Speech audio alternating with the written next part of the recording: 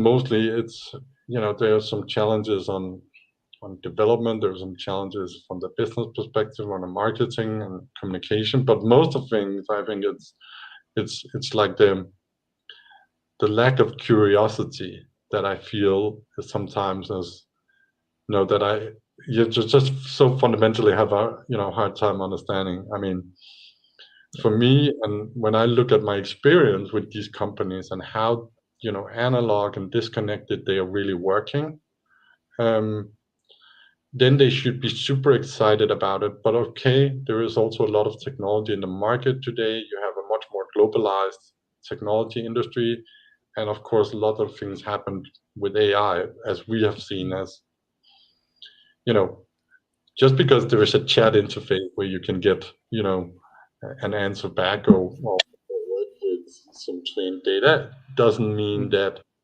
you don't need a structured framework, that you don't need critical thinking, that you don't need better planning and execution. So Mm. I think the fundamental thing is that lack of curiosity.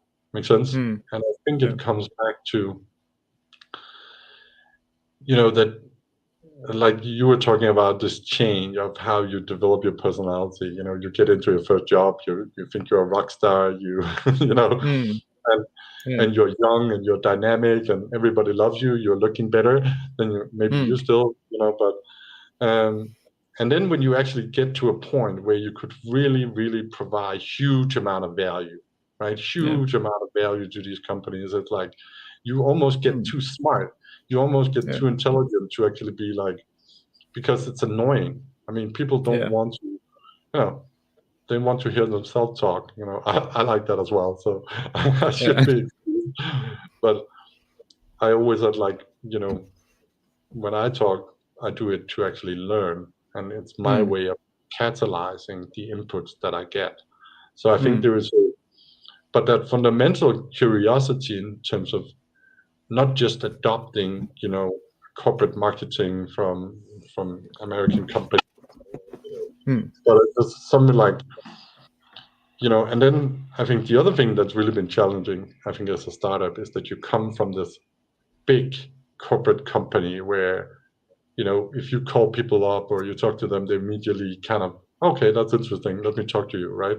And then Mm. you get to be a startup. And I mean, I have never experienced so many people that are like not trying to understand, or, not coming back, or, I think I've Mm. sometimes you sit in a meeting, you prepare 2 hours for a demo, and then people don't show up, for example, because they got busy Yeah. with something. You get, Mm. that is, I think, when you talk about diversity and you talk about culture in these companies, Mm. for me, when I think about my team today, I mean, they will die for me, and I will do everything, whether they're working for me or wherever they are, you know, they matter to me. And Yeah. what the problem I think is today is that when you think about corporate culture and you think about all these things, they only apply until you're not there. Once you're Mm. out or you're not there anymore, you're not part of it. Make sense? Mm. And I Yeah. think, for me, that is, you know, not the kind of society or the kind of way that I would like to look at diversity, and I would like to Mm. look at how we actually interact with each other. So I think Mm. this is something that you really experience when you're a smaller company or where you're not Mm. inside this corporate world. I mean, Yeah. I have been in contact with some companies, that I've been advising for, for years, and I've done so many things for them. And then you come Mm. in and talk to some new people that they hired, maybe they just come out of school, and they're like, that lack of curiosity, that lack of, interest, or, Mm. you know, the, the huge amount of experience that you gather, I think Mm. this is really like a more like a humanistic kind of thing, and something that's, we live in our own little house and we interact with people we meet in kindergarten, right? I mean, this is, Mm. you know, one of the things I'm really proud of, in life is that when people reach out to me for any reason, I always Mm. respond to them. And Yeah. I think one of the great things about leadership and having my own team is that I can really build the culture that I would like to see. You see, I mean, I start every morning sending them a nice message, and I end my day sending them a nice message. I really think, they are people, even though they're in, another country and, stuff like that. And we are really like one family, so that and that is what's matter. If you want to accelerate a product like this for limited resources, you need to find passionate people that can really, in the beginning, we weren't as skilled as we are today. Today, we're much smarter. Today, I'm proud to say that any one of these people that I have, could come into a big American company or a Danish company, a Norwegian company, and play an active role in a senior role today. Yeah. And this is something I always kind of enjoy, to see other people, succeed, grow. Make sense? I have this great example with a guy that I was, mentoring, that I could go into, but I think that when I've been in an American company, like I'm a big guy, I'm almost 2 meters high, right? And I was like, the first thing I did was, oh, don't hit your head on the door, whatever, right? And then in the next instance, they start to be like, thinking about diversity. They think about, all those things, but from a marketing perspective, right? It's not real, it's not generally. And I think this is, so I think the biggest challenge is actually, that you're in an environment where people have enough, there's so much technology, there's so many day-to-day business, and you're set in life, but I think it's unfortunate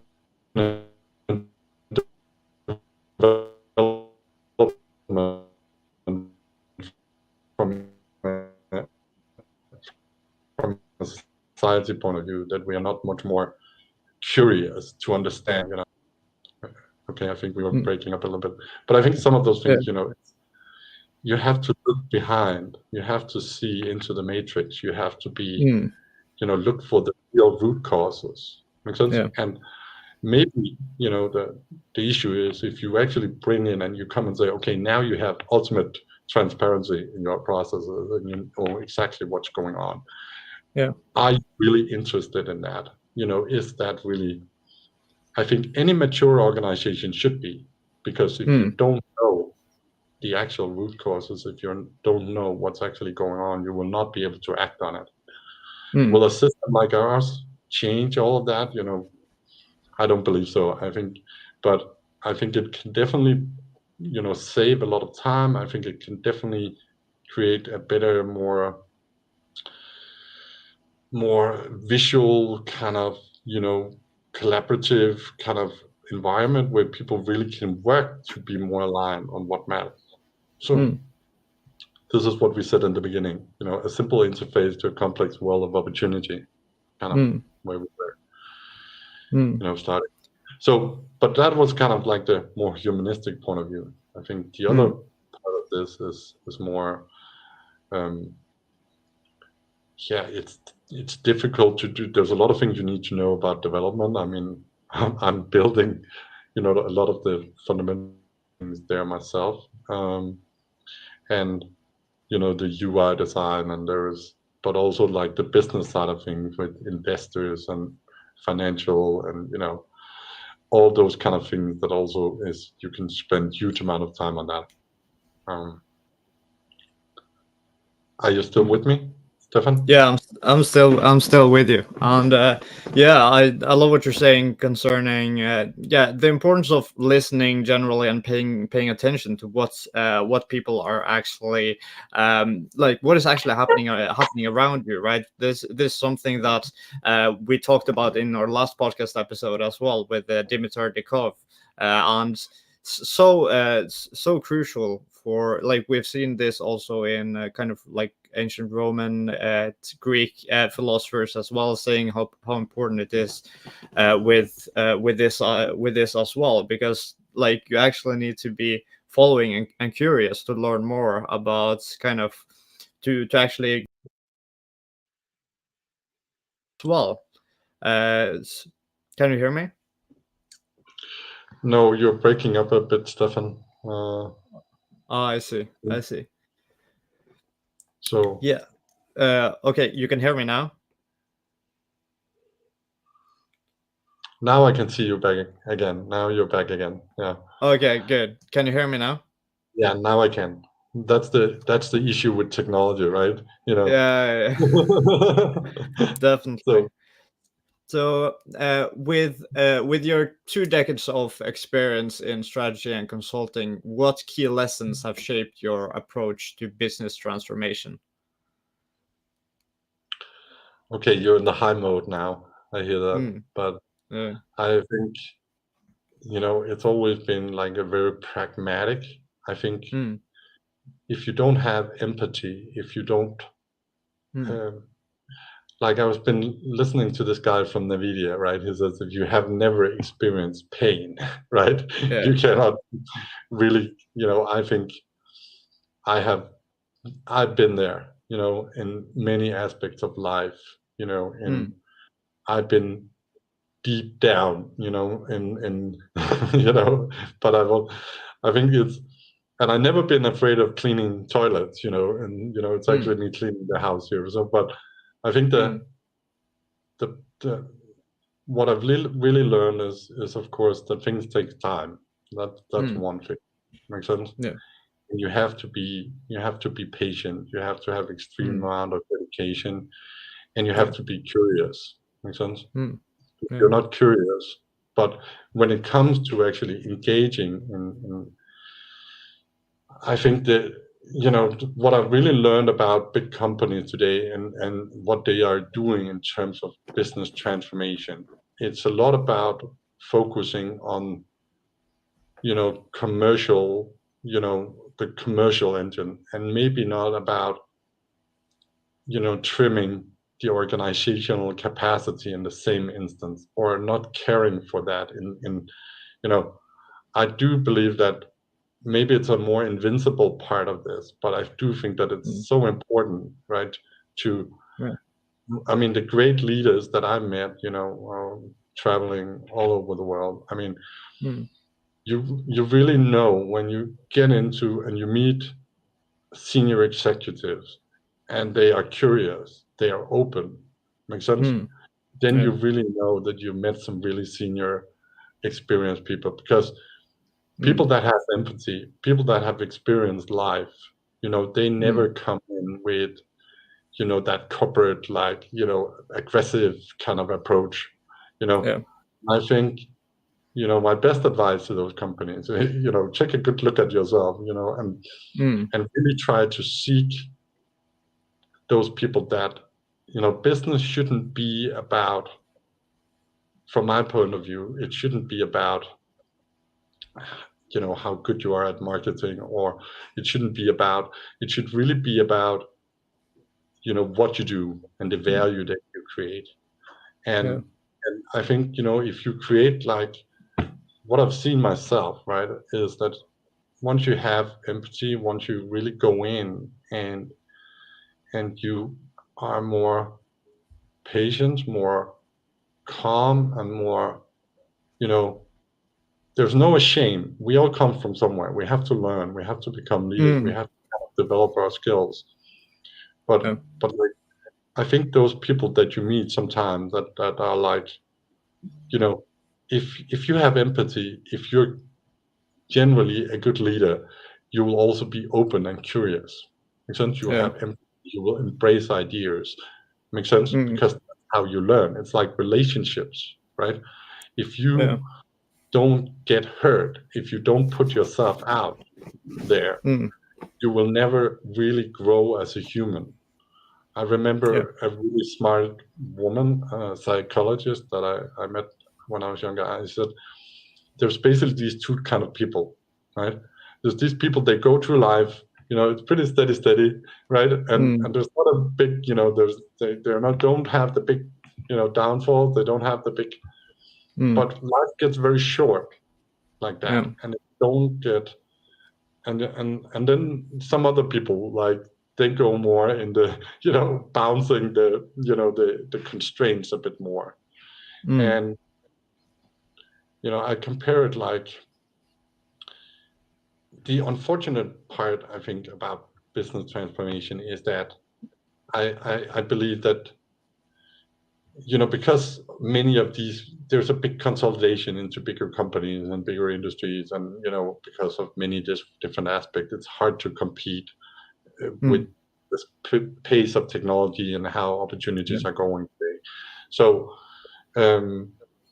I think the biggest thing, what I've seen, let's say, when I was Danish Institute of Technology, is like when I started, it was this fantastic place, I felt, with these really innovative people, and then they started this transformation to become more like these more corporate, commercial kind of, I feel like, that part is valid, of course, but it should be done from an informed level of curiosity and empathy towards what's happening in the industry. And of course, with the globalization of companies and the control of the financial market, and there's a lot of things that are impacting this in reality.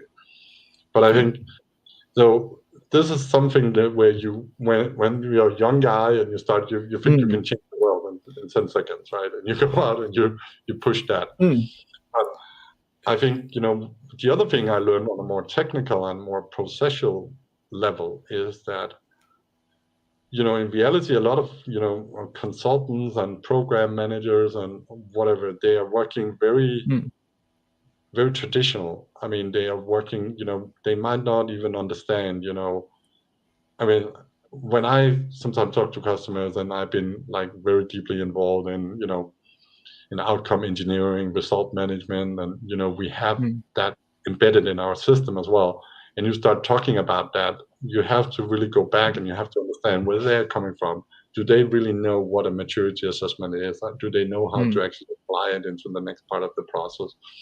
So if they don't understand those foundational concepts, or they are not really, then you have to start somewhere else. So I think what I'm surprised about is actually how low tech things are actually operating in many different levels.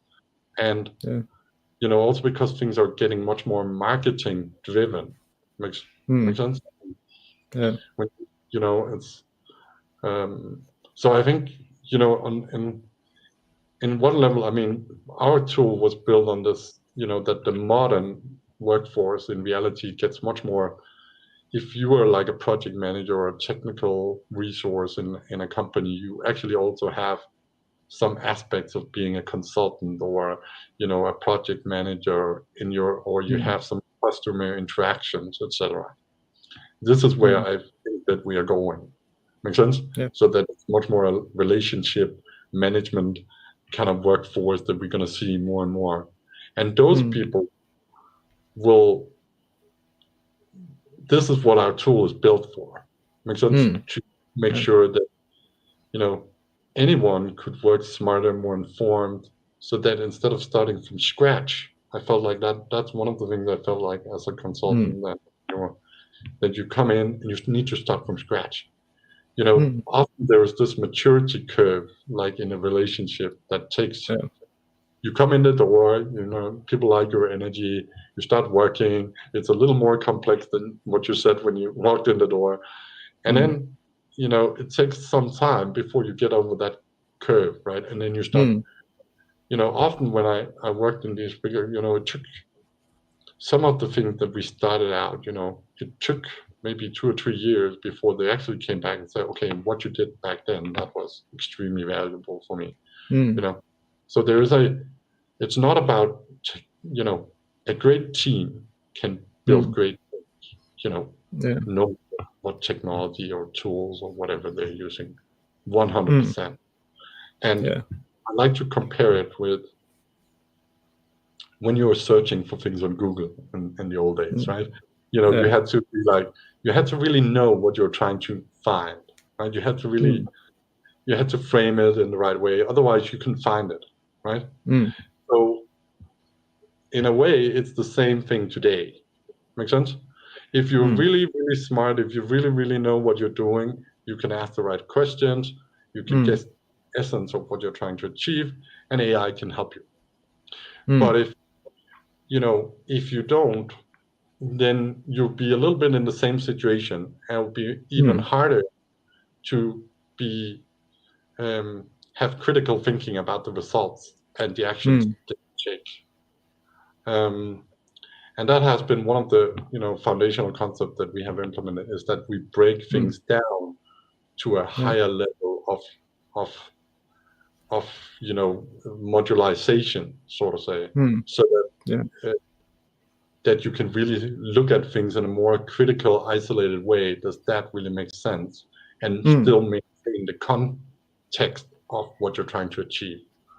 So, I mean, for me, strategy is not about a vision and a mission and all of that. You know, that might be more something you want to do to make other people understand what you're doing, right?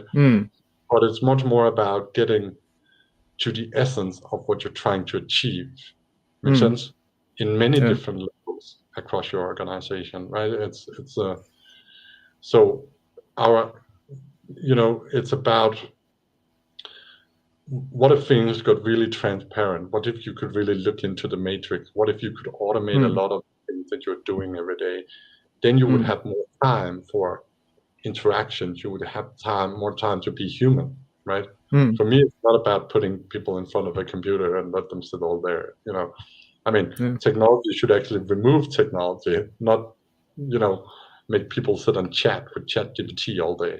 You know, that would be a very lonely and scary world, I think, you know, in many aspects.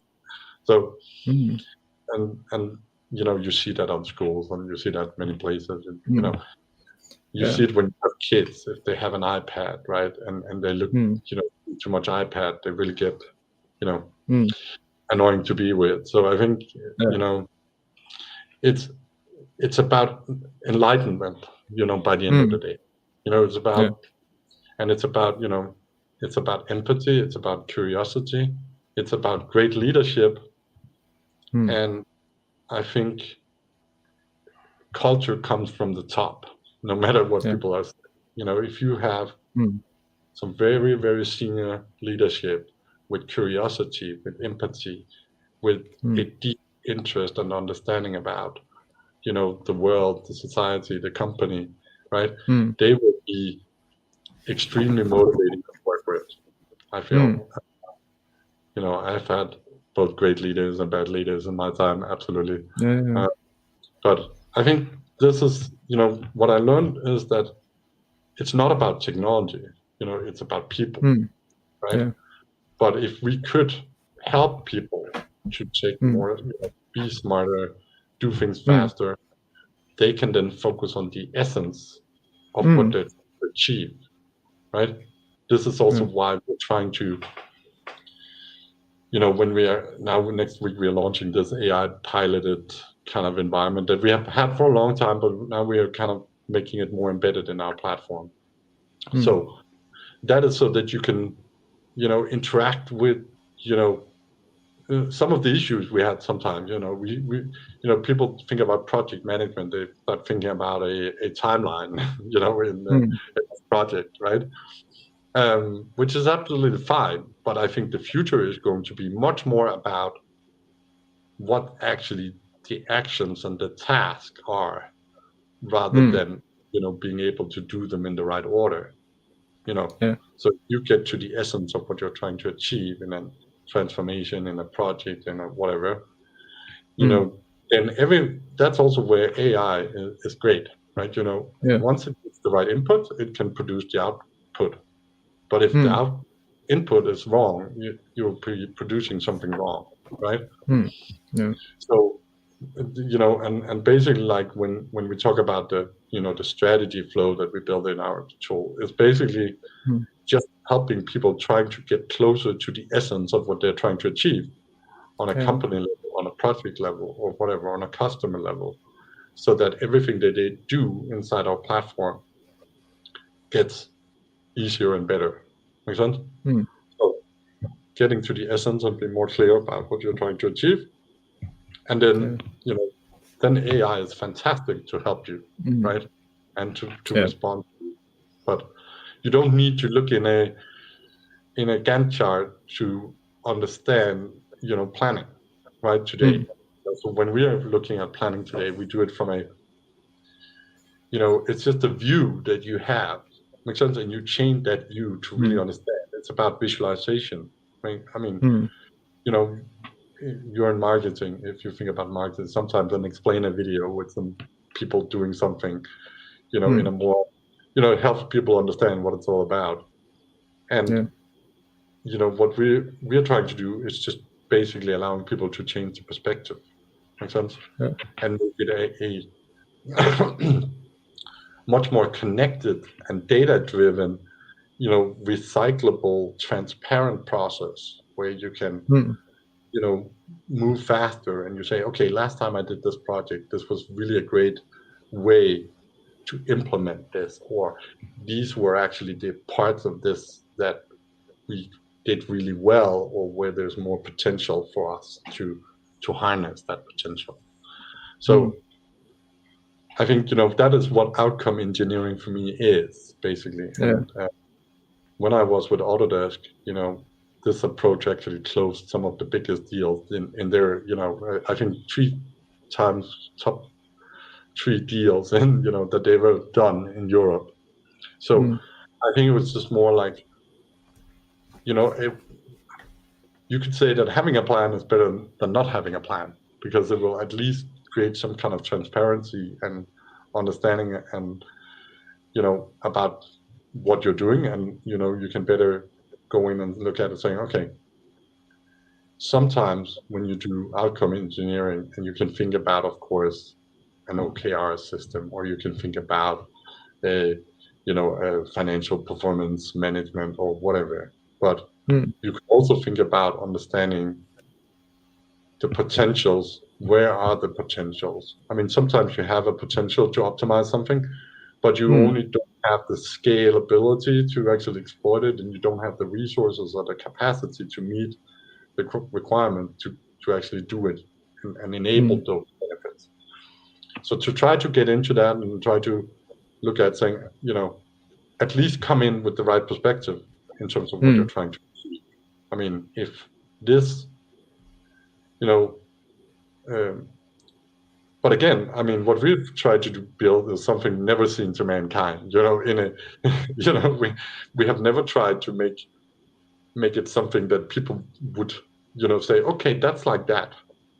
We have really tried to work with, how can you connect one process, a maturity analysis to a planning, to a, take that plan and feed it on to your lessons learned, right? How could you do a sustainability, dual materiality assessment and then drive your sustainability roadmap, automatically. This is kind of the parametric, thinking that is. So everything that we do in reality is just basically helping people to have a visualization and an interface to this situation. I mean, sometimes you need to do some cross-functional business collaboration. You can do that. Sometimes you need to ideate. You can do that. Sometimes you want to, build a portfolio plan and plan some resources to understand whether you actually have the resources to enable those benefits. That is, I like to think about it like that, when I was doing BIM, right, and building information model, we talk about this curve, right, the McLean curve, and you talked about, moving that curve. Instead of looking like that, you should look like that, right? You have better choices, you have more conceptualized your ideas, so then everything else gets easier. I think when it comes to business transformation, it's a little bit the same thing, with better planning, with better understanding about impact, and better, then the execution, you don't need to measure things to the same extent, right? To put up your hours. I mean, when I've been booking hours in a booking system, I always felt that was painful. That was not my cup of tea, because you ended up saying you need to put billable hours on that project, makes sense, to get that project done. And top management calls the department manager, says we need to make some more money. The department manager calls the sub-department managers, with calls for team meeting. They say, oh, you need to make more money. And I remember the first time I sat in those meetings, I was like, okay, but how, right? That is, more important than, the what, it's how you do it. Makes sense? So, I mean, that has been a driving force in everything I did since then, to think about and to be curious, have curiosity, and and to learn. Makes sense? And if I fail with this project, I will surely have learned a lot in this process. That's one sure. But I think at this stage, we are, now I've been working with the management consulting here, and I've been, in the beginning, they were like exactly going down and looking at Gantt chart and activities and stuff like that. And I said, hey, the whole idea here is you don't have to do that. You can look at this in a completely different way. You can, you can work in brainstorm, you can work in a view, you can work with the AI pilot to actually plan your stuff, right? So but that is like a mental shift, makes sense, to actually move from something you deeply understand or you have deeply embedded to actually understand, okay, things can be interconnected. They can actually be, Okay, that was a long talk. But I mean, this is, I hope that kind of, I mean, just summarized it to some extent. Yeah, and it's fascinating to see how much AI is really affecting the way we do business, the way we think about business, the way we do a strategy and everything. So that leads me on to the next question, which is how do you think AI will affect business strategy and consulting in the coming years? Okay, you're breaking up a little bit, but I think I got the main point. So I think, what are the rationale to have a consultant today? Because you have to ask that. Is it to get advice or is it to get compliance? Makes sense? Or to push responsibility. I think maybe the hardest thing about commercializing a platform like ours is that people are actually able to work more advanced than some of the bigger consulting companies, right? So they should be compelled to actually say, okay, I can actually be my own McKinsey consultant on top of this platform. That should be a compelling statement. But then you start thinking about the consulting industry. It's from their perspective, they are not the ones being educated. They are not the one that has to adopt new technology. That is what they're helping other companies do. Make sense? I remember I had a meeting with a big consulting company here in Copenhagen, and then they said to me, well, we have a whole department doing that today. If you automate that, what should those people do then? And I'm like, yeah, but they should be moved to more value-producing tasks. Makes sense? They should be focusing. But they were like, okay, that's, but the day after I came out there, they started posting infographics about, everything that we were actually doing, cross-functional business collaboration, AI, blah, blah, blah, blah, right? So they were, it was because, but I think, that is, like I said, back to the same point. So I mean, we had an idea in the early days, that we could actually disrupt the consulting management industry with a platform like this. Makes sense? And yeah, I still believe it could, but now there's some other issues here. You have EU legislation, you have national annexes, you have rammeaftaler. I don't know if you have that in Norway. There's a lot of framework condition that has been built that bigger companies has also been fueling to build that, you know, I had another, customer we're working on, and I was like, and they had some AI projects and stuff like that. And I was like, okay, but we have a consulting company here. Why don't you bring them in? And, I was like, okay. But then I was thinking, okay, maybe I should help you. I know a lot about this, right? But it comes to an end where, they are more interested. They are not interested in the consulting, actually, right? It's a more like a layer between them and the reality, so to say, and you can push responsibility, you're saying. And now you come into an executive that might be using, 10 million for consulting. And you think, okay, here should be a great value offering for you, right? Makes sense? You can now save that amount of money. You can embed all your intellectual knowledge and whatever into this platform. You can, and then you think, okay, that is a great, great outcome for them, right? But then you go like, but then they actually have to start doing something. Makes sense, right? Yeah. Which is not so pleasant, maybe, right? I mean, now I'm going directly to the core here. So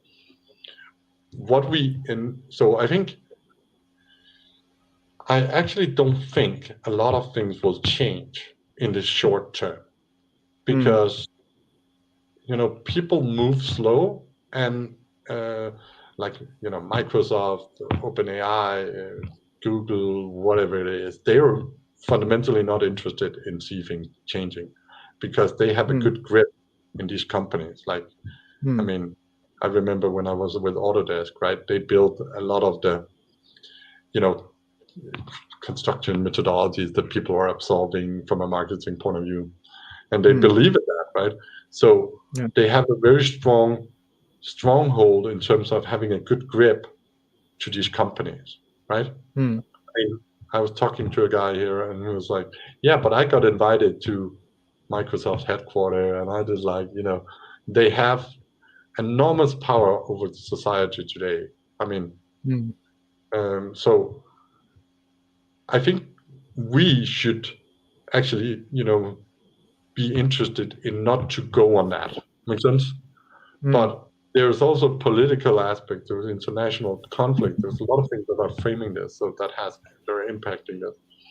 But I think the consulting industry, because what they are today there are smart people and there is very skilled companies, no doubt about it, and they will, but they are, at some point, I think there will be an inflation point but there will still be room for facilitation. There will be still room for, having. Sometimes it's great when you're in a process to get external people coming in and facilitate the process because it brings in some new blood and it does some things, right?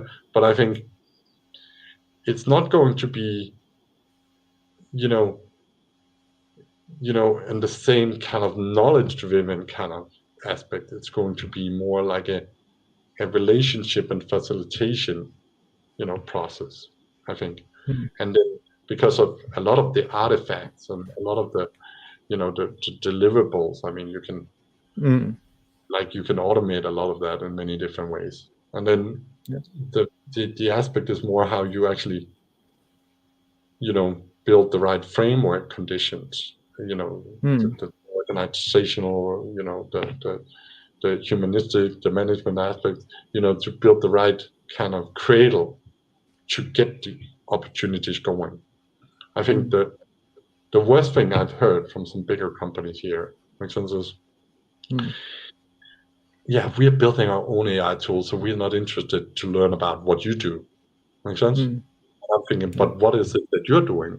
I mean, so this is exactly a sign that there is an immature, bad culture from looking from the outside. I mean, if you have a great leadership and you have you would be like, okay, wow, that's great. Maybe there's some things that we don't understand, but we would love to understand more. Maybe we could learn something, So I think this is, luckily there's also companies that are transforming this. Makes sense. I sometimes, engage with some of these companies, and you see a very consistent kind of surface area that behave in the same way when you interact with them. That for me is a sign that there's something wrong in the way that they're organized, or in the way that they're, leading these companies. I mean, when I go back and I look for, when I was working for Autodesk and I was working for big construction companies, and one of my main tasks was actually to really try to, understand those people that were there in the business, and then go and bring that insight, and maybe in some cases say, okay, here's a great person who's living his own life out here. He could actually play a role for you, or have some knowledge and technology background that could play an active role in this. But I think, one point to summarize is, I'm surprised that, the consulting industry is not more advanced, than they are.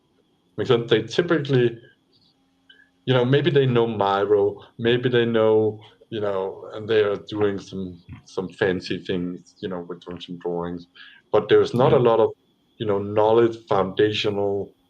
That is very on the people level. So it's not like, if I was a consulting company today, I would care deeply for, catalyzing knowledge, because that is what, all the big companies are doing. Of course, they try to look at how, but they still look at it from a,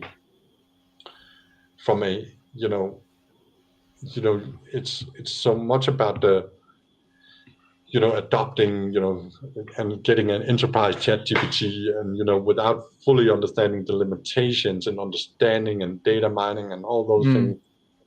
And the risk here, in my opinion, when we are working with file search, or we're working with vector stores and stuff like that, is that if you just pull up a lot of information, right, you actually don't get the essence that you are actually trying to get. So there is some, it's about getting the essence of that best practice deeply embedded. And I think this is where, those companies that can actually do that will be successfully long term. But I also think that it's going to be more and more difficult for smaller companies to move up that. I mean, fairly easy to maybe build, to attach yourself to some of these companies, because they need to spice up their, their teams once they go in and, public tenders, whatever. But to grow from, significantly move up there, unless you do something very, very simple. I mean, that, build a picture app or whatever you're going to do that just, people can use in 3 seconds. I mean, but I do think there's an absolutely amazing opportunity of time to care deeply for the DNA and the information and the automation and the really fueling. Because one of the hypotheses that we had in the old days was, when you look at companies today, they probably have like 10% of the staff is like super sophisticated. They're doing a great job, and then there was a lot of, the 80% don't know where there's a template. They don't know where they are just getting by with what they have without actually connecting to the best practice that's actually there. So, this is also where we thought, okay, I mean, I talked to one of the biggest pharmaceutical companies here, and she said, actually, when I started, I didn't really know how to find a PowerPoint template or an Excel spreadsheet, or, so, it just demonstrates, I mean, when I was with Autodesk, they were doing, the project management with moving, boxes in PowerPoint, and it was a bloody mess, right? And then you come in and you start using Confluence, you start using, all those different tools, and then it goes the same way. It gets disconnected. You don't know where it is, and that's exactly what we built. Something extremely connected, right? So that you can go anywhere, you can build anywhere. You want to build a presentation, you go build the presentation. And it's not about the visual. We are not trying to be beautiful AI or whatever that's only focused on that, or building AI generated presentations like Microsoft. It's, for us, it's about carrying the context. Makes sense? If you build a strategy inside our tool, then it's about saying, okay, I need to do an update for my team, and then be able to click a button and then get something really, really concrete based on your own data. And that is also why we have, that we have an embedded, goal management system and planning system and stuff like that, because, people could actually go in and just say, okay, I need to build a strategy, I need to communicate it, without actually, because that first part of the process to get to that essence and kind of maintain an overview is very important. So, because we try to be a strategic tool that help people to scope and frame and plan what they're actually trying to get done, not a tool to, saying, okay, I spent 10 hours on that and 5 hours on that, because what does that mean by the end of the day? So that's not been our focus. It's been, how can we get things going? How can we do things better from the very beginning? But again, so trying to actually start it with the ultimate level of complexity, right? Where, and that has of course now moved to make that complexity, simple, right? But when we started, it was quite complex, right? And a lot of the lessons learned that we have taken from our own process, right, has helped to fuel this tool to where we are today. But it's fair to say, I came from a background doing, computational design with, sustainability, whatever, and it was. So the user experience is also a little more futuristic in that sense. I mean, zoomable canvas, stuff like that. But we think that gives you a better perspective. You can see more data. You can have the overview, and you can have that flexibility to then, focus on the things that you're working on in that aspect. So. And what do you think are some of the reasons that even some of these consulting companies are not more advanced in terms of their kind of knowledge and skill distribution compared to that? They're actually, some of them are big actors, but is it complacency? Is it because of fear of change? What are some of the reasons why these even some of these bigger consulting firms haven't come further despite the great technology shift? Yeah, but I think, what is the typical, first of all, adoption flow from education? That's one thing. You go to business school, and then you go in and you start working there, and then you go out and you have to advise a company about supply chain management, right? But you haven't actually been there and worked with that potentially, right? Not in all cases. So, that is the flow directly from education, from a more theoretical background, without actually, I think there's still a lot of, I love to see, some of the, the founder of Microsoft or Bessov or some of these guys that just came out, maybe didn't go to school, and then, ended up somewhere, right? I think that's a great story because it, or the guy from NVIDIA, the people that felt pain, that worked hard, that been focused, makes sense? And then, I think that the problem is a little bit, I think today, that you still have that fixed mindset about where people should be coming from, right? I mean, Yeah. if you go to engineering companies, they hire engineers, leadership, or consulting company hire people from our business school, so. I think the world is still siloed in some way, and it's still, you're looking for people with the same experience as yourself. I mean that is, I think that, and what you should be looking for is, people that inspire you, people that just need a little bit of a push in the right direction. Makes sense? Yeah.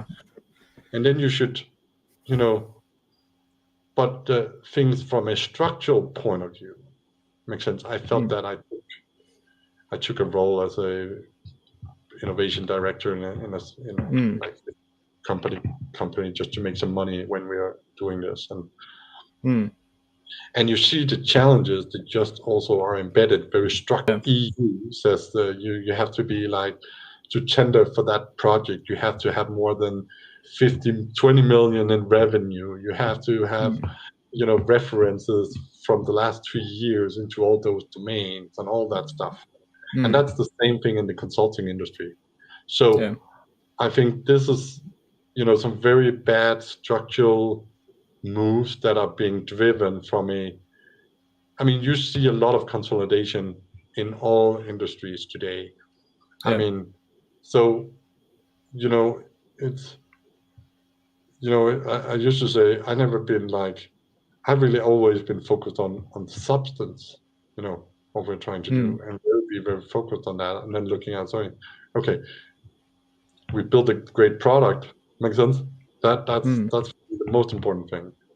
And then but then you actually run into, I think, all these structural issues in terms of it's actually going in the bad direction from many point of view. I think it's getting much more corporate marketing driven, a lot of a lot of companies, they don't feel they belong somewhere. Make sense? It's like, you have people like today that are trying to defend and get back to have their own country. Make sense? Because, I think we live in a time where people have no roots, right? And without roots, you get, you have a hard time to be happy and know your own identity. So this is because we are so globalized, we are moving around, we are doing different things. So it's, there's nothing wrong with that, but I still think like, even though you have a global mindset, there's nothing wrong with also, caring for your past, looking at, what happened, what has happened. And I think this is the, this is like when you have, like Denmark and we very old countries in many aspects, right? You have a history, you have a legacy, and I think if we just kind of get to a point where we live our life, in a, and you go to Mallorca and you do all those things, will that make you happy? This is why I think people are buying a dog, right? To be funny, is they feel like they're missing something. They feel like, because if you don't need to fight, if you haven't been, I think, there's, if life is easy, you lack sense of purpose, right? Yeah. And if you take that to the other end, where we were talking about I think there's some structural issues. That I think there's also like this bad habit of becoming more, corporate mindset, where you're like, okay, now I'm into this culture, so I'm gonna forget about outside. Makes sense? I think, I'm surprised, that, for example, like, people here, we live a lot on the state, right? I mean, I had a friend, he has an IT consulting company, and he was complaining about this, how much he paid in tax. But all his customers is public customers, right? So it's like you're, the reason why it's kind of like, it's a very like, enclosed ecosystem in reality, Mm. right? Yeah. And then the other fact, like, you can look at environmental issues. Make sense? Mm. We've known many of these things for 30, 50, 100 years, whatever. And Mm. even though the fish has died, and there's too much pollution from it's because we don't see it. We go to the beach, the water looks great. Mm. We don't Yeah. really feel the pain yet, right? Mm. So if we are not reacting to it, makes sense? And Mm. why break the good atmosphere, right? it's Yeah. it's a so I think this is, as long as we have, like, here, there's a financial, good development, people have jobs, most people Mm. make good money, and then Mm. the incentive to actually improve and to do better, the Mm. curiosity gets lagged. You kind of get. There was a Danish writer who said something like, you give people a house and a garden and they'll be quiet, right? Mm. So it's a little bit that, but in reality, we are all part of the same kind of foundation, feudal Mm. kind of society Yeah. that we've been all along, whether we like it Mm. or not. We are Yeah. impacted. We talked about before. Impacted Mm. about. Yeah. I've been there myself, and I think it's. I'm not trying to sound like I know everything better, but I think, that we should be deeply care for, becoming better as Mm. human companies. Yeah. Things like diversity and culture should not be something that you only apply Yeah. inside. It should also Mm. be a way of interacting with others. Make sense? Yeah. Um, Mm. and like, I think this is when I was with Autodesk or the Danish Institute of Technology, no one would ever challenge what I brought to the table or say Mm. that they didn't understand it or whatever. For me, that Yeah. is more like, if you're not generally interested to change anything, or you don't really, Yeah. it's so much easier just to say, well, I don't understand it. But if Mm. Microsoft is moving some boxes with Copilot, right? It's a Mm. authority that you can say, okay, wow, that's great, right? But Mm. if we are streaming information, okay, but why are you streaming that? ChatGPT is already doing it. So, that is kind of we have to, Yeah. the companies that, the people that founded companies today that are successful and that drives the Mm. wealth, Yeah. are pioneers that built this somehow, right? And we Mm. should be much more. I took a leadership profile once, and it came out and said I was like, mush, monk, whatever. Can't remember. But you said, I like his approach. There was like this post that said, okay, people build a company, you should come and support them. The Mm. funny thing is, when you try to do something, it takes time and it takes Mm. persistency, and then you Yeah. have, you know, then people like, okay, now we heard about that, is it Mm. ever be whatever, instead of doing exactly the opposite thing, right? Yeah. I mean, if you come to me and you have a good offering, I mean, over the years, that's who I am and that's what I believe in. When people come to me and say, "Hey, I could help you do some better marketing, pay me some money," sometimes I've done it. Because, okay, show me what you can Mm. do, right? Yeah. And a lot of times it has been really disappointing, I think, and maybe Mm. even actually damaged us in some capacity, right? Yeah. Because you get derailed about what you're actually trying to do, and Mm.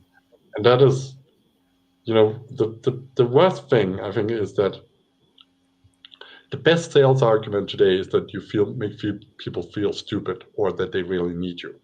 Make sense? Mm. Yeah. But it plays in, and I think more like what we should be driven about is, the progress, the being in forefront of what's actually happening instead of going Mm. and looking inside. We have to start Mm. looking outside, and we have to enforce, the cultural aspects, from a wider Mm. perspective outside in that sense. But I think it's that is the development. I think it would be hard to stop. There was this French philosopher that I can't remember his name, but he was saying, there was this theory about social acceleration, that we're part of this, and you can't really step outside, right? I mean, what's your option? Maybe you can find a cabin in Sweden or Norway, right? And maybe you can, but you still have to be. So that society, this acceleration about things that you need to have, about the right things of doing things, and the right, it's really hard to step out, and it's really hard not to embrace, and it can feel dangerous, I think, if people are trying to break the rules. Makes sense? In a society point of view, I think, and that's something I think, I always been like a, my kids say it, that, you never follow the rules. So, but if you don't break something, if you don't, are like breaking down some of these things, makes sense, then then I don't think we'll be going in the right direction in the long term. You definitely see it when you work international. I mean, one of the places I always enjoy to go is like the Middle East, actually.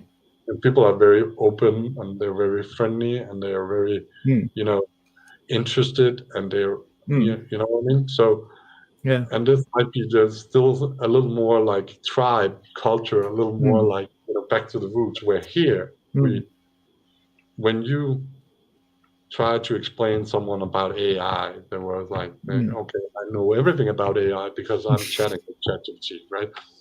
And then, okay, I rest my case, or I can get the same response by chatting here, So this is bad culture. This is bad habit. That shouldn't be the way,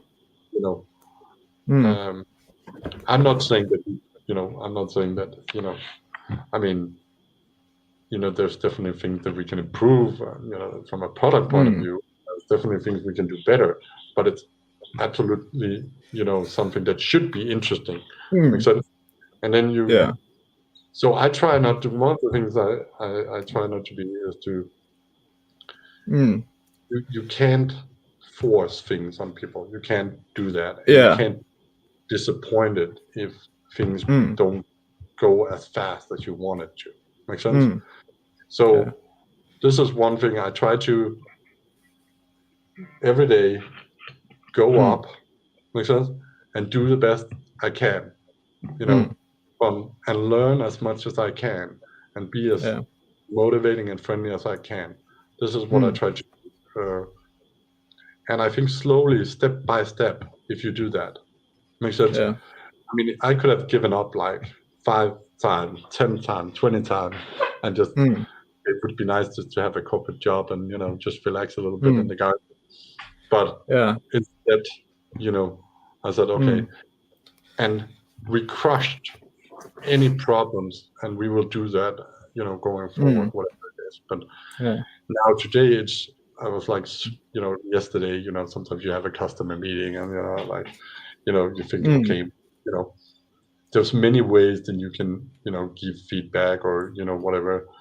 And instead of trying to say, okay, that's interesting, that's cool. Okay, how do you do that? You come with that, like, okay, right? I mean, so it's like, and those people actually probably go home 3:00 and sit in the garden and have fun with their kids, right? Instead of looking at, okay, wow, that is interesting. Have you built that with 4 guys there, and whatever, that lack of respect. I think that is actually the only thing that can impact me some days. It's like you have to, when you've been sitting there till 1:00, bug fixing or writing up functions that drives our API, and then you get, that lack of empathy for other people's situation. Makes sense? This is what I feel is, as long as it's inside a company, you have empathy, but as long as you go, so this is, I talked to my girlfriend, right, and we have had the same experience. I mean, both like move jobs. And then your funny thing is, when you sit in those team meetings or whatever, and people start thinking about, okay, oh, we're such a happy family, right? But how many do you hear from the day after, right? No one, right? And that's not only me. I think that's a really, because you're not part of that, So I think this is of course, this is a choice that you have to be like, but you take some choices. You need to be like prepared to get, you will experience everything coming against when you have a startup. I mean, Yeah, I heard exactly. one guy, on the website, okay, it's like eating glass, right? And it really is sometimes, right? Yeah. And this is something that I enjoy, that I really like about running a startup as well, is that it gives me the challenges that I actually need to grow. I think that a lot of what's causing problems this with people who grow kind of arrogant and complacent is that they're not really getting enough challenges or adversity in their life. They're not pushing themselves to actually grow and get better. They get into a situation where they kind of find a stable situation, and they enjoy that stable situation and just want to continue onwards like that, and continue without any change or anything. But that means that they also get complacent. They get so used to that they it's so easy to get arrogant and complacent and think you know everything, because then you just get used to that kind of mindset, that you just stay the same, and that you have this kind of worldview.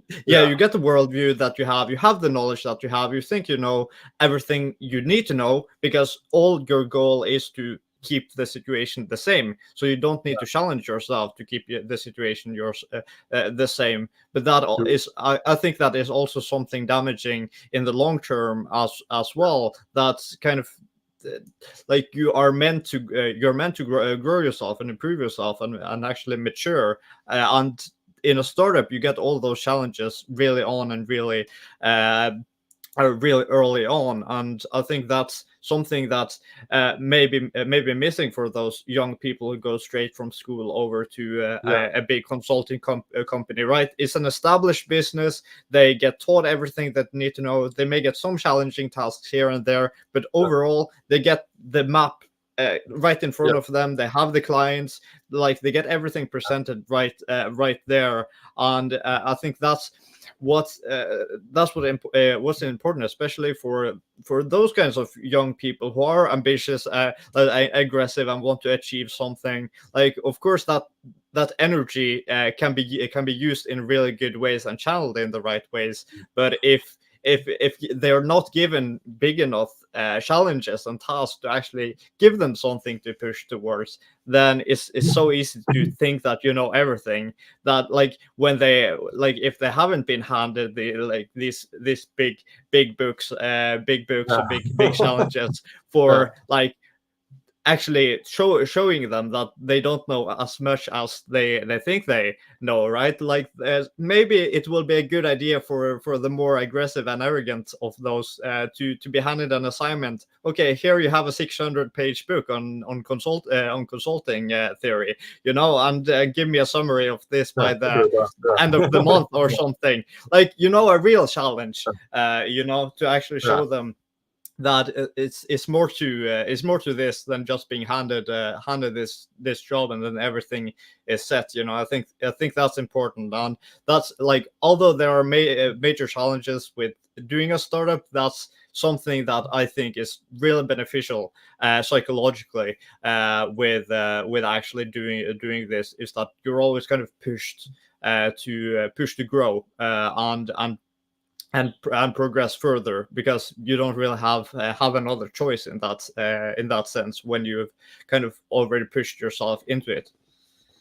Absolutely, I think you're completely right, and I think probably I've been there myself at some point. But it's like when you're like you said, I think it's completely right, and I think, but I also think it comes back to leadership, and it also comes back to if companies have a working business model, they are already in the market. They don't actually even know a lot about how they make money, right? And the competition is right? Mm. Then there is no reason to change things, because change means also risk, right? So, and this is where, when you then start to enforce, that change gets like it doesn't get real. It's just something you're saying. Because it's just something you try to, you put some initiatives, to show action. But in reality, it's not meant to change anything. Makes sense? And this is, of course, also those young people, or those people that comes in, they learn that culture. They start adopting that culture. And then they get move next, right, in these organizations, and move up, right? And then that gets even more enforced. So it's a really bad cycle that needs to be broken, right?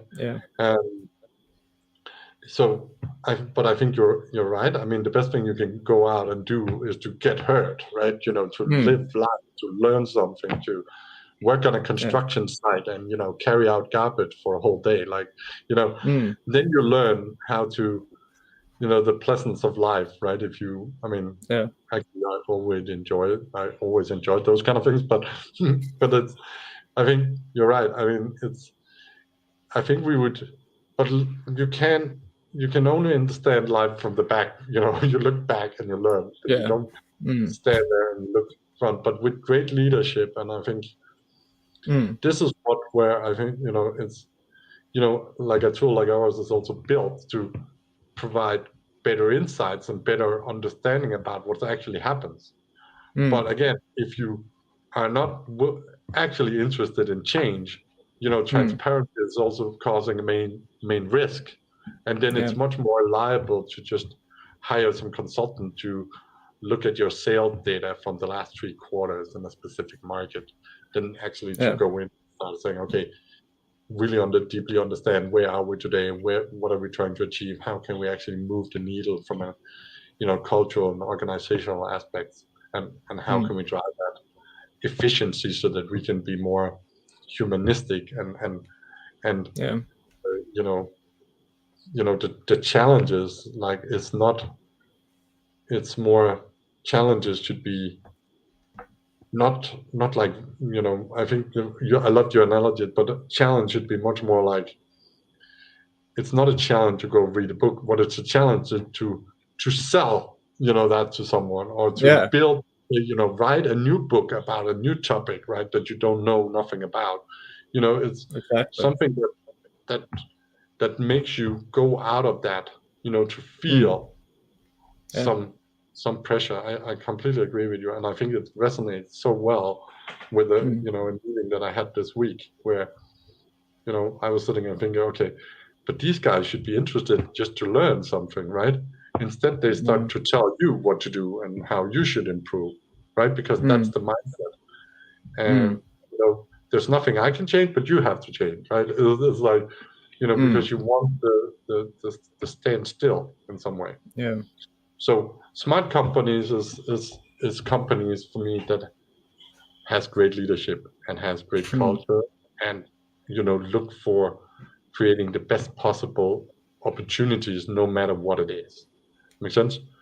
But the point is also, like, I talked to a big Danish company, and then okay, but this is much better than this big American tech company. And so, but actually, we don't like to change because we're a good deal with them, and we're whatever, right? So you start to see that it's. And then you can, of course, build pain chain, and you can talk about the problems that you solve and all that crap. But, I think it's fair to say that, 2 years ago, we weren't at the level where we were actually competitive. But today, we really are. Makes sense? And then you go into the next blocker where, then you have to invest $10,000 in LinkedIn to get some exposure and to actually reach people, right? And stuff like that. It's, but there you then start to see the control that social media has, right? Because you can build great content, but if nobody sees it anyway, makes sense? Doesn't matter. So I think that this is something that happened over the last 2 years. I mean, when I've done things in the past, it's been much more easy to access people and get interest. But because of, I think, AI algorithms working on these platforms and, looking and saying, okay, this guy has doing something interesting, we would be able to make more money out of him, somehow, right? Stuff like that. But from a startup point of view, my best advice is, I came into an accelerator program, New Chip. It's like you do an MBA for your company. I paid 100,000 Danish kroner to be part of that. And then the deal was that you should go through this, and you should build a value proposition, and you should build a good pitch deck, and then they would provide you access to some investors. Make sense? Now I was sitting in some of these calls, I did all those assignments and all that stuff. Completely hopeless, right? But these people come and tell you all the time, okay, you have to prove that's not sharp now, blah, blah, blah. And you end up somewhere. And then when we were actually supposed to meet investors, they said, oh, you have to pay something extra to be part of that demo day. And I was like, the only good thing we got out of it was some free AWS credits that we have been using, right? So we get some return in that aspect. But I think, if, and then some marketing resources, and, I spent, huge amount of money on that, and then when they were actually supposed to deliver that campaign, and you sit in there and spend hours about talking about ICP and whatever not, right? It's get off your way. That's my best advice. Find really, I have a rule today, and like when we were starting doing this webcast, I'm like, if people often expect me to go in and build for 100,000 krona of consulting just to get in the door, right? And then you meet marketing people and say, I had one guy came up to me and said, okay, hey, Asbjørn, I can close you 4 qualified lead a month if you pay me 40,000 krona. I was like, okay, but okay, so you don't think my kids should have any clothes on or whatever, it's like, so, and then I asked him, okay, what's your background? And, oh, it just came out of business school. You've been working, whatever, and you be like, okay. Yeah, I get those messages on Twitter all the time. At this point, people with 12 followers who are saying they can close me like thousands of leads a month. Like, what? Qualified leads a month? Like, what is going on here, right? It's insane. And exactly, and what I should have done, and what we should have done, we thought, okay, you come from a bigger company, you're used to be taken serious, you think you can, but all of a sudden you're like a small fish, right? And then the way that you grow something like this is you go and build one by one. Makes sense? And you give them really high quality service, and you have to, when you I don't think that our system is complex. I tried, in the process here, I looked into any other tools. I've tried 20 OKR solutions. I tried, whatever. That research, I think, is important. But still, there's, so the only way to grow something like this is you need to get down from your high horse, and then you need to just one by one, and you learn. Sometimes you fail. Sometimes you're not good enough, whatever. But you have to do that. And when it comes to marketing and friends, I thought I actually had some friends before I started this, but when I started this startup, I realized that I didn't have any. So, but then you need to find new people. Right, right now, I'm working with a great guy in the UK about this innovation concept, and then we are embedding that innovation concept and making it alive. And we're doing a presentation for a big company over there, and so you have to go where people have incentive. Makes sense? Where they have general interest. If people are not interested in your product, there's no reason to try to force them. Make sense? Make sense? It's just be nice, and then like in Roadhouse, right? You remember that, right? So, but I think, if I've saved some of those money, I like to have some of those money back, but, at least I learned a lot, right? So this is how you have to look at it. We're born with nothing, and we end up with nothing, by the end of the day, right? So yeah, true. Now it's 30 minutes left. I'm sure we could have talked like 3, 4, 5 hours probably, but now it's 30 minutes left. So I thought it's about time where we get more into the demo of INSTRAT360.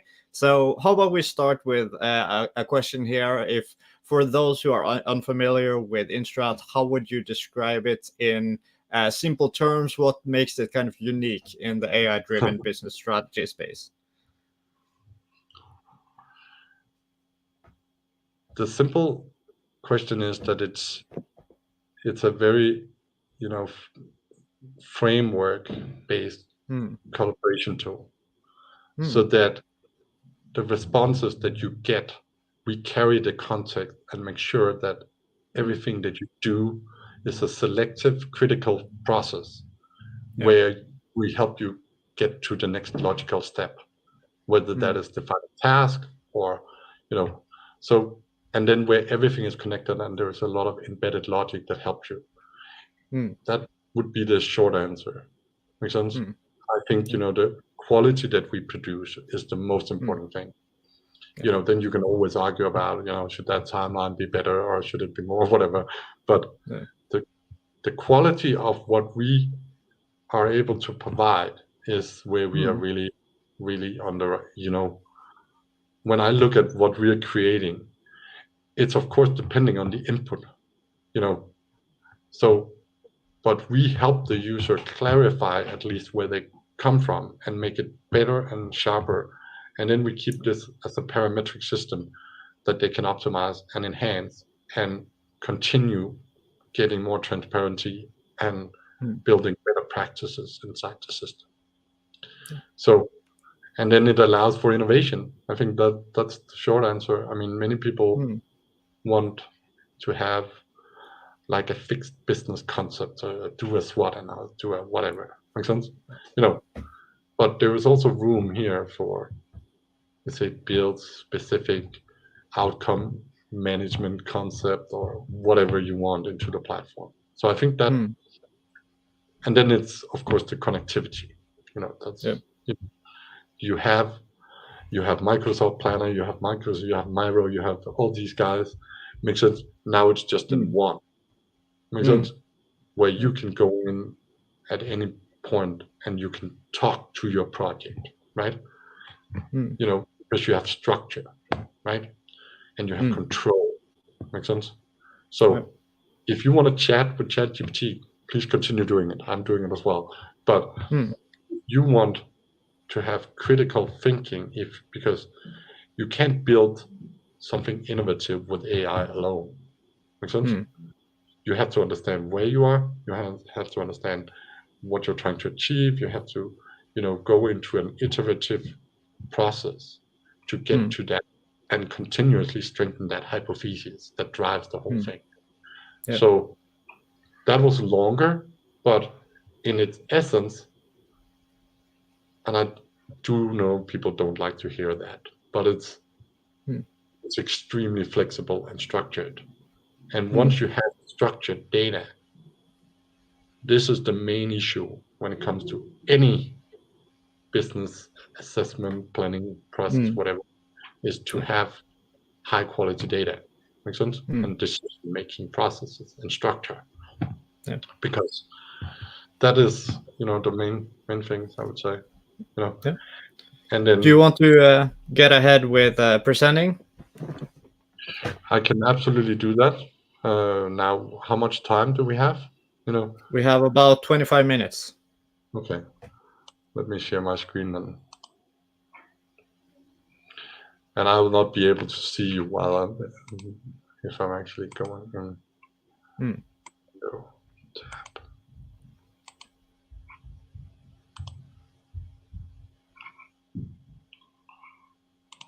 Well, let me see what you see.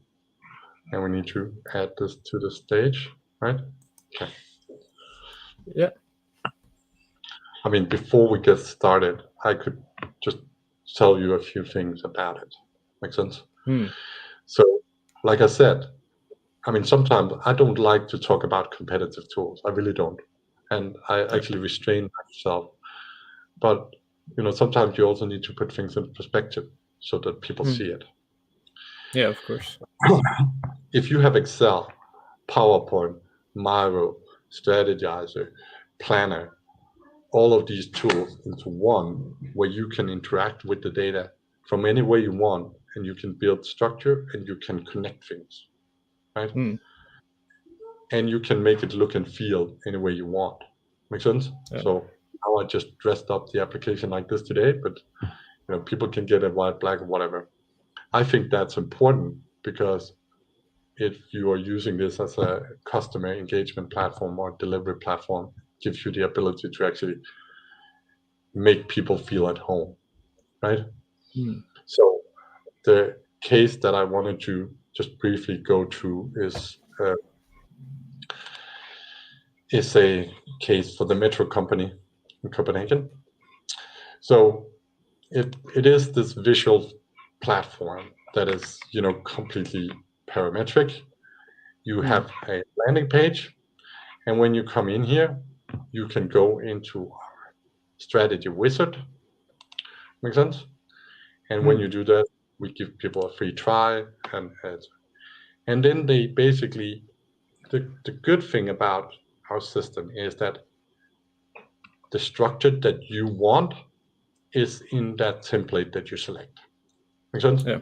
So if you want to do something about sustainability, the instructions and the framework in this template helps you instruct everything that you're doing on the platform. Make sense? Yeah. So what we are actually doing here is actually just, you can think about, obviously you can do a strategy down in, you can build a strategy anywhere. You can write it on a piece of paper, right? But this wizard here just allows you to do it in a more dynamic way, and then build all that essence for that is needed for your work with AI to be concrete and to the point. Yeah. Does that make sense? So let me show you. You're still there? Yes. Okay, very good. So in this case here, I have a strategy project, and I have a sub project, you could say, right? And the good thing about our architecture is that you can link projects and tasks and whatever to our goal management system in the platform. So let me just maybe go a little backward, right, and show you how configurable it is. So once you have created a project, you can always, or once you want to create a project the manual way, you come into a wizard. Make sense? And all you do is just add some basic information, add your stakeholders, add the people that you're working with in real time, and then you set up your preferred structure. It's simple as that. These are just chapters or modules, as we call them. Okay? And then what you do is you get a library, and all of those things are dynamic, recyclable things. Make sense? So if you've done something on CSRD assessment or maturity assessment, it's basically components that you, by clicking plus, can add into your project again. Okay? Yeah. As simple as that. And then you have baked up an entire end-to-end process, whether that is a project management process or a strategy process where you have a maturity assessment, etc. And that's how it works. And then you can see, you can always click on a button and it gives you an update about where you are. That's kind of that's how simple it is. And then we just have different authoring environments. We can always analyze data, whatever you're doing. And then we have like a goal management system. Very cool. It's just basically that it's connected to all our co-creation mechanisms. Same methodology. You set a recipe and you decide the structure you want. You set the KPIs, the questions, whatever you want, and you click a button to get an update.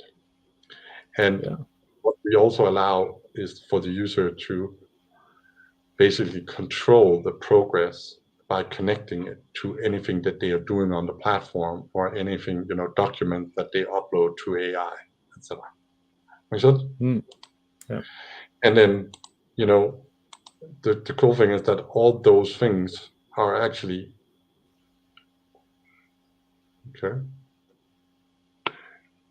completely collaborative. Makes sense? Because it's the same data everywhere. Makes sense? I want to move that, you move it, you generate the next logical step, etc. So it's just as simple as that. Makes sense? And then you have all the interfaces and all the interaction that you can possibly want. Make sense? You can build presentation of your data, you can plan it. Make sense? No questions asked. You can always analyze it, you can optimize it, you can get instant insights on what you're doing, etc. Which gives you, you can evaluate your stuff in very dynamic ways.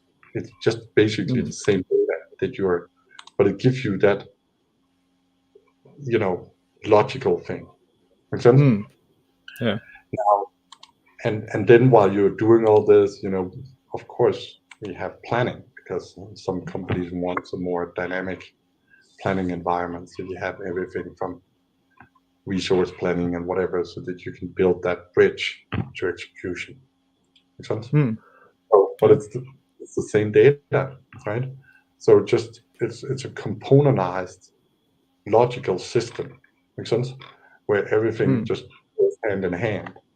Make sense? And where you can always zoom down and focus on just the little thing that you're trying to achieve. That's as simple as it is. But then you have all your reports and whatever. So if I go back and show you how you actually build go through a strategy process with our tool, and then I'm going to end up showing you our co-pilot. And if we have time, I can show you how you do presentations. But if you remember back, we go through this process. Makes sense? The only thing we need to do is just basically give us some, context about what you're trying to achieve.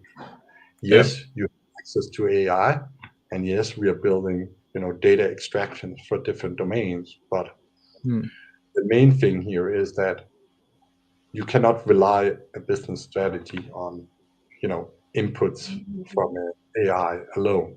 Makes sense? Yeah. There needs to be something as starting point. So you just go through this process. We, update and create things for you. If something changes, makes sense, you run an update. Makes sense? And then we update things. And then the first thing we are doing is we start looking at we are running some of the most advanced, AI features in the background.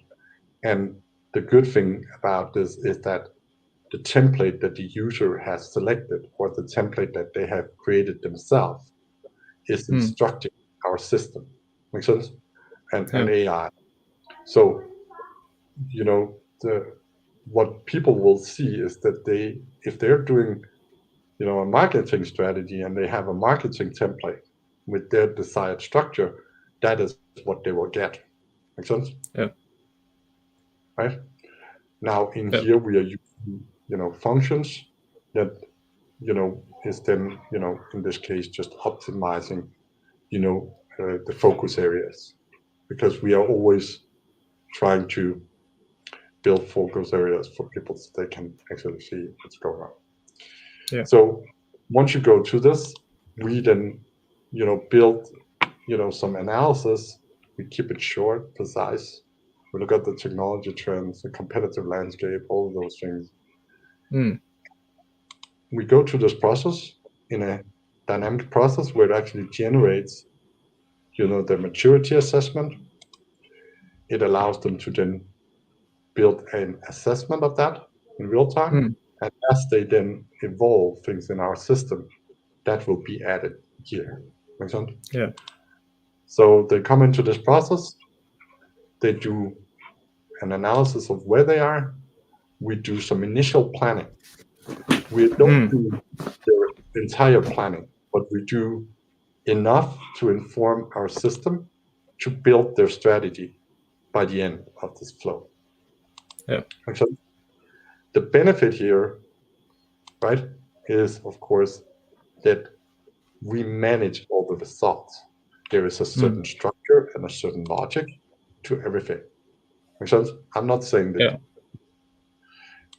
And the good thing is that when they then come to all this, we bake up their strategy for them. Makes sense?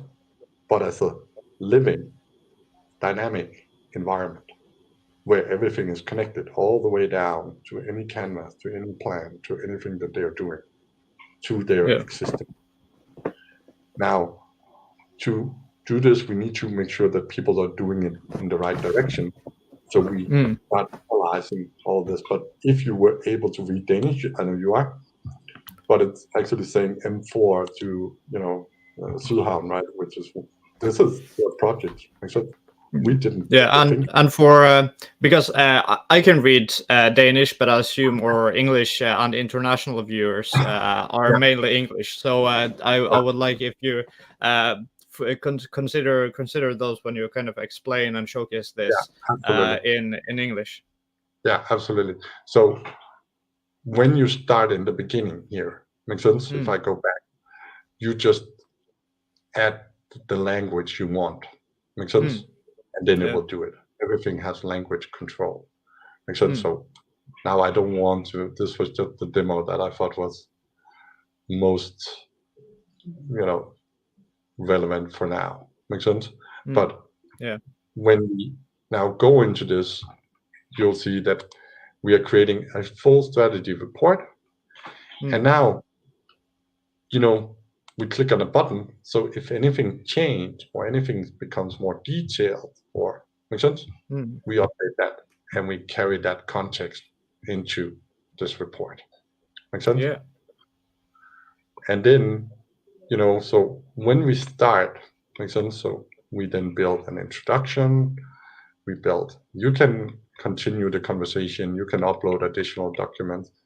But the good thing about this is, so what we do is we actually start, because it's not only about AI, it's about doing things in the right order. Makes sense? Yeah. So we look at their internal business context here. We identify that. We identify their strengths and weaknesses. We then look at the external business context with a strong focus on market trends and competition. Yeah. Then we create some illustrations and stuff like that to enhance the understanding. And it's of course all editable text that they can change or, download in our report feature, whatever. So we analyze the actual maturity assessment that they did based on their context. So all this now starts being catalyzed into our system. And then we come to the most important part, where we actually do the hypothesis. In some cases, like in this case, it's been more like a task to document this, right? Makes sense? But, it actually now starts responding to everything that you start doing in your planning. I will show that in a minute. So once we have that in place, we start building their strategy. Then we visualize that, focus areas, goals, key actions. We look at the things that they can actually do, the rationales. Right? Yeah. And then we come down to the dynamic part. Makes sense? Let me see here. Yeah. So here is their actual plan. This is just a visualization of their initiatives. Makes sense? That they're actually doing. And the good thing is, you'll see there's a little lightning here, because, let's say, this plan is the plan that I showed you down in our timeline. Makes sense? Yeah. The goals is the goals that are in our goal system, because there's that we do for the user initially, just to get them started. And all they need to do is click a button. And when they do that, we analyze their planning from the system. Yeah. That's basically it. Very cool. Yeah. So, make sense? This is nothing to do with AI. We're just giving and translating the result for the user in a specific way. And because the key advantages of our system, because it's so structured, because it has, you can see index numbers and all of that stuff. Make sense? So AI works much better with structure. Once you have structure, you get better responses. Make sense? Absolutely. So all of these things we keep alive. Make sense? Down here we have their actual goals. Make sense? Which is in the goal system. And when we then click on this button, we actually move, the recent update in terms of how it's going into thread, so they can optimize this. And if they then go back, this is actually embedded throughout the system. This is our logic. Make sense? Yes, you can do that if you know how to analyze OKRs, or you can do it. Make sense? Anyone can do it. You can do it in Excel. You can do it whatever. But then we keep an bird's eye on everything that happens, and every additional use case that you add later on, this process gets added. So if you end up like in a process where you want to do some development projects, or you have other projects that actually pops up, that's as simple as it is, because it helps us. So once you then come down in the system, it helps the user say, okay, but now we have actually identified, we have actually already set all of this up for them. Make sense? Yeah. And we make them users of the system. The only thing they have to do is just go in and set up the KPIs, the confidence, the outcomes, and then the whole thing is connected throughout the system. Now, some cool thing that will help you understand some of the core value proposition of where we're going. You have to remember that when we started this, makes sense, you had no AI. Makes sense?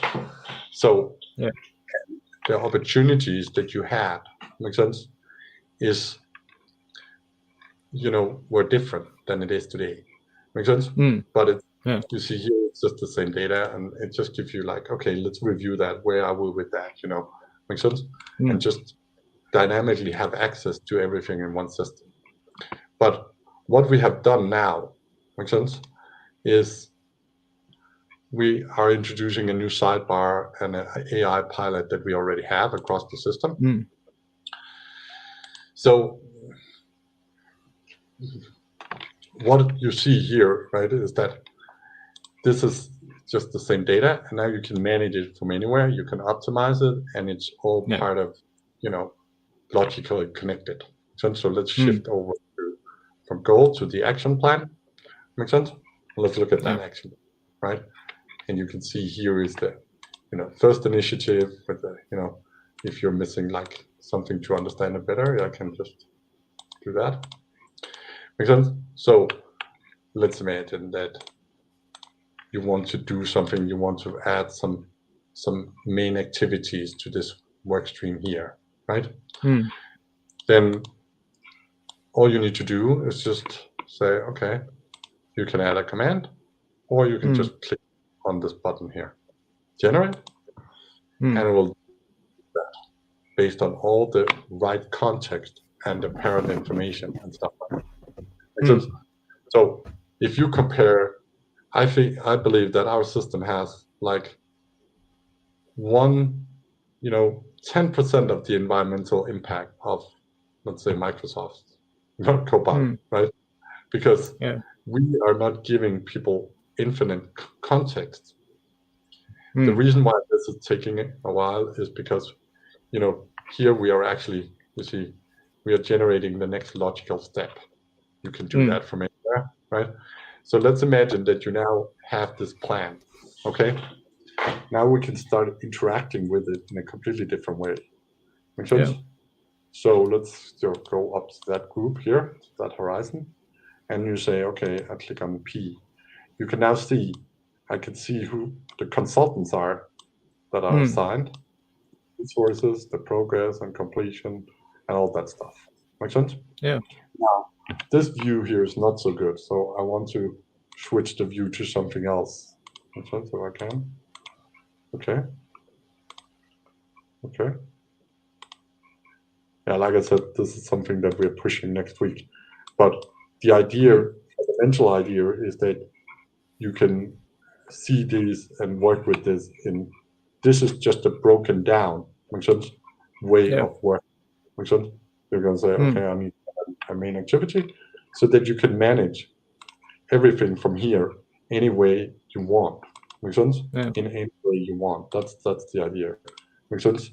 So when you're actually looking at, this is just a filter, makes sense, of the priorities of the task. Let's say you switch over to planning, right? And you want to say, so the good thing is that you have a very controlled environment to work more actively with prioritization, planning, etc. So you don't need to touch one single timeline anymore if you don't prefer. Make sense?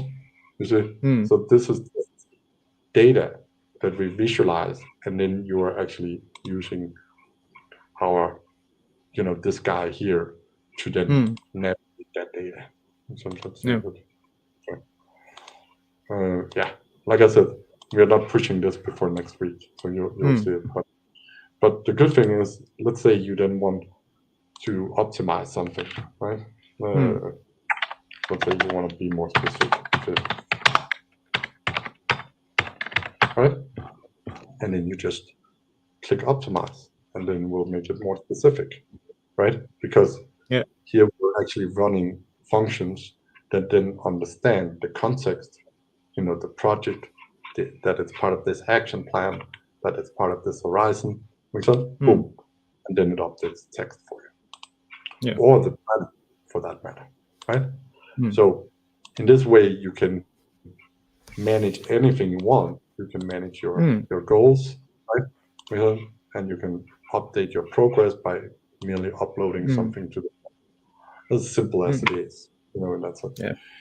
But we have also made it possible to, and this is something that we are embedding more deeply, but what you can actually do is you can, let's say you have a meeting, you and me, right? So we can actually use that to drive the process. Make sense? Yeah. Right? So we can, the whole idea here is to activate, so that, it would be annoying. I mean, yes, you can go in and click on a button, right? To update progress, whatever. But what we, the way we look at it is that we try to understand more intuitively what you're actually doing. Make sense? So this is the whole idea.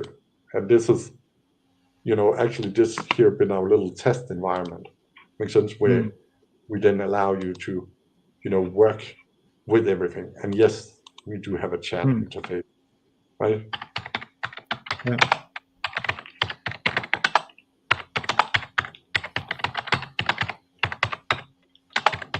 Right? So, but the idea here is, of course, that you talk directly to your project. Make sense? So that if you want to come in and you want to understand progress, or you wanted to interpret the data in some way, do it for you. Make sense? Now, of course, when we are talking directly to our API, it's a little more slow than normal. But this is what we're actually doing. So that everything is connected about what you're doing. Makes sense? That this is kind of the main idea concept that we're driving. Interesting. I don't know why that's not. This is the whole idea is to really activate. Makes sense? Makes sense? You say it looks like you're shared the insight on AI and Metroscope, right? Whatever. Makes sense? What would you like to know? Right?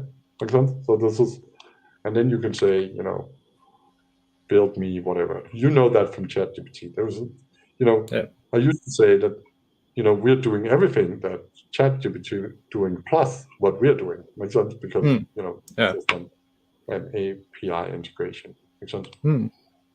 Yeah. And then anyone could go in, and if they want, makes sense. We are doing a major update to our presentation feature as well, which is really, really promising. So, and they can just click on a button and we'll stream in that presentation for them. So, with the data. Nice. That's as simple as it is. Yeah. So it's about connecting all of those things into one connected system. And then the benefit is next time you want to do something, you can reuse what you already done. Simple as that. While we're keeping everything connected. Yeah. Yeah, amazing. And now we've reached our 2 hours, so it's been great. It's been a great interview hearing about your story. Been great having this demo. So, is there anything finally you want to conclude with for more information about you, Instrat, how to get in touch with you to learn more about this, how to get a demo, or anything more for viewers? Absolutely. I'm challenging anyone that sees this. If you're sitting there, you're using consultant today, or you're thinking, okay, this cannot produce the right quality. I'm challenging you to. We'll be happy to build something for you, and if you like it, you can have it, and you can have a license. It's a very cheap system. It's not expensive. It's completely. So if they want a demo or they want to engage, and they want to be curious about the future, because we are actually pushing the limits here. Even Microsoft Copilot is much, we're much more advanced in our thinking and much more structured in the way that we actually use this. So we are getting smarter and better, and we are integrating these opportunities. So I think if you want a demo, reach out to me on LinkedIn. You can easily find me there, or send me a mail on ale@instrat360.com. Or give me a call. I would be happy to chat.